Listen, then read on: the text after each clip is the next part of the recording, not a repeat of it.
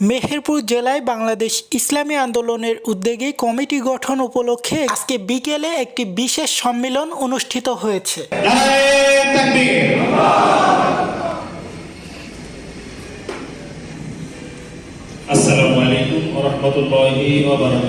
স্থানীয় মিলনায়তনে আয়োজিত এই অনুষ্ঠানে সংগঠনের নেতাকর্মী সহ বিপুল সংখ্যক ইসলাম প্রেমী মানুষ উপস্থিত ছিলেন। সম্মেলনে বক্তারা বলেন, ইসলামের সঠিক শিক্ষা ও আদর্শকে জড়িয়ে দিতে সংগঠন সুসংগঠিত করতে হবে। তারা সমাজে ইসলামী মূল্যবোধ প্রতিষ্ঠার পাশাপাশি দুর্নীতি ও সামাজিক বৈষম্য ও অন্যায় রুখতে ইসলামী আন্দোলনের কার্যক্রম আরও বিস্তীর্ণ করার আহ্বান জানান। আলহামদুলিল্লাহ ওয়াসসালাতু ওয়াসসালামু আলা রাসূলিল্লাহ ওয়া আলা আলিহি ওয়া আসহাবিহি আজমাইন, আম্মা বা'দ। আলহামদুলিল্লাহ, আল্লাহ পাকের শুকর যে আজকে এই মহৎ প্রোগ্রামে আমরা একত্রিত হতে পেরেছি, বলি আলহামদুলিল্লাহ।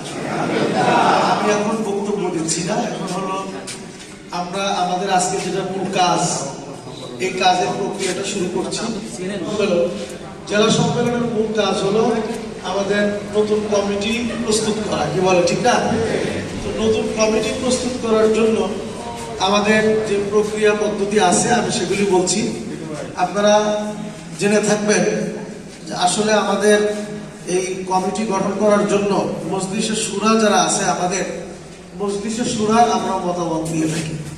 তো সেই মজলিসে শুরার মতামতটা নেওয়া হয় সাধারণত শুধুমাত্র শুরা সদস্য যারা আছেন তাদের উপস্থিতিতে। উক্ত অনুষ্ঠানে জেলা ও স্থানীয় পর্যায়ের নেতৃবৃন্দ বক্তব্য রাখেন। নতুন নেতৃত্বের মাধ্যমে সংগঠনের কার্যক্রমকে আরও গতিশীল করার লক্ষ্যে একটি শক্তিশালী কমিটি গঠন করা হয়।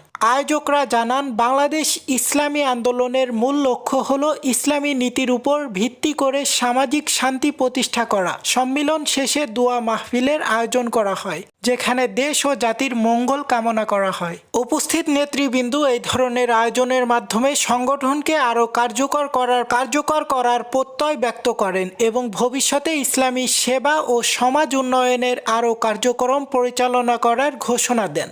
বক্তারা আরও বলেন, ইসলামী আন্দোলন বাংলাদেশ এমন একটি সংগঠন যেটা সৎ ও নির্ভরযোগ্য একটি দল। তারা আরও বলেন, বাংলাদেশ ইসলামী আন্দোলন এমন একটি সংগঠন যেটা অন্যান্য দলের মতো নয়। অন্যান্য দল মানুষকে টাকা দিয়ে সম্মেলনে আনে, কিন্তু আমাদের এমন একটি দল যেখানে লোকজন আল্লাহ ও রসুলের ভালোবাসায় উপস্থিত হয়। বক্তারা আরও বলেন, আমাদের মূল লক্ষ্য উদ্দেশ্য হলো বাংলাদেশকে একটি কোরআন ও হাদিসের আলোকে পরিচালনা করা, আর ইনশাআল্লাহ আমরা আমাদের নির্দিষ্ট গন্তব্যে একদিন না একদিন পৌঁছাবো। সো হেই বন্ধুরা, আপনারা দেখছেন এইসে গ্লোবাল নিউজ, সাথে আছে আমি হুসেন আহমেদ। সকল আপডেট সবার আগে পেতে আমাদের চ্যানেলটি সাবস্ক্রাইব করে একটা লাইক করে আমাদের সাথেই থাকুন।